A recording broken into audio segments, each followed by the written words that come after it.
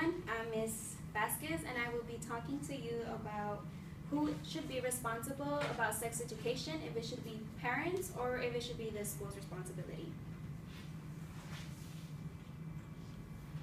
Why is sex education important? Sex education is important because it informs young children from ages 8 to 17 that sex is, if you have it at an early age, it's bad, and your consequences could be that you could get pregnant at a young age, or you could get infections such as chlamydia or STDs.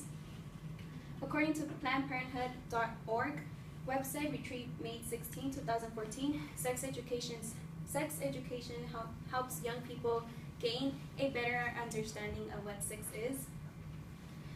They have a better knowledge so that in the future, if they ever are in a position where they are asked, by another person, let's have sex, they have a better decision to agree with them and not to feel pressure about what they're about to do.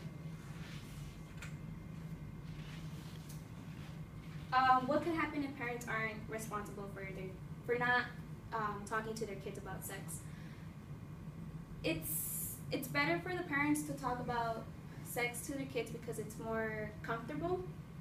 Unlike teachers, if teachers are put with a dysfunctional class talking about sex, they might have students feeling embarrassed about it or feeling awkward about it, and so they start giggling, and it makes the teacher feel like, oh, this is something embarrassing to talk about. And of course, the students are capable of questioning awkward things, and so it's better if the children communicate with their parents, because your parents are more closer to you than teachers. Confusion. Okay, so type of things that children might ask is, how do I put on a condom? So of course that question would be kind of awkward to a teacher to answer to a male, and then maybe the male might want to see how it's done, the process, or a young female might question, would I be considered, excuse my language, as slut if I sleep with more than one man? And of course the teacher might not find it insulting to answer that question, but the female might. So it's better for children to go to their parents, and parents to be responsible to answer these type of questions to their kids. Like I said before, children might get offended about what the teacher might answer them or say to them, and so parents would get offended as well and go to the school district or the principal and say, what are you teaching my child? And now I will be talking to you about why communication is important in a family. So the way we think is by how our parents taught us how to think. Our parents say shooting is bad. Of course we're going to think that shooting is bad.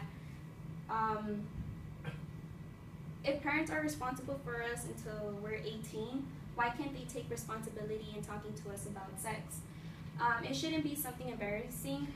Some parents find it embarrassing to talk to their kids about sex, but why? When we are raised by our parents, they saw us naked when we were little. We probably even showered with them, and saw them naked as well. So why should sex be something uncomfortable to talk with our parents when our parents are our, as we could say, superheroes?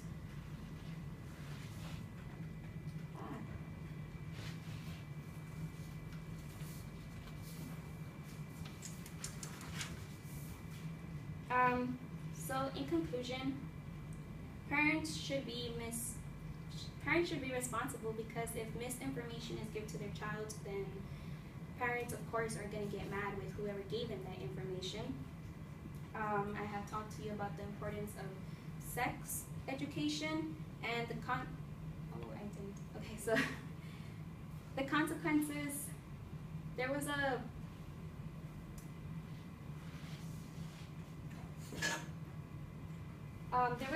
case where sexting was going around in a school in Texas, in the district of Stanford.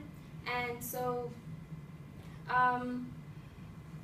if parents aren't responsible for what their children are learning or what their children are doing, parents might miss out in their kids sexting, so it could cause their children to expose naked pictures of themselves and putting it on Instagram. Instagram it's easily to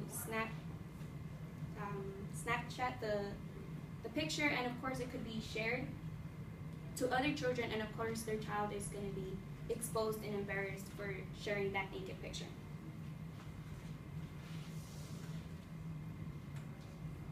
So yeah, I have talked to you about the importance of sex, the consequences of what might happen to that child if the parent isn't responsible about talking about sex. And I have talked to you about why communication is important between parents and children.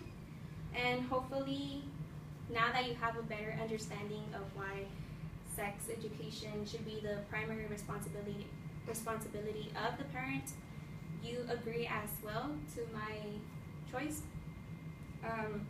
If you do agree, it's okay. You're not alone in agreeing with parents should be the primary responsible ones, because according to debate.org, retrieved May 18, 2014, 84% of parents agree that the primary sexuality education should be the parents' responsibility.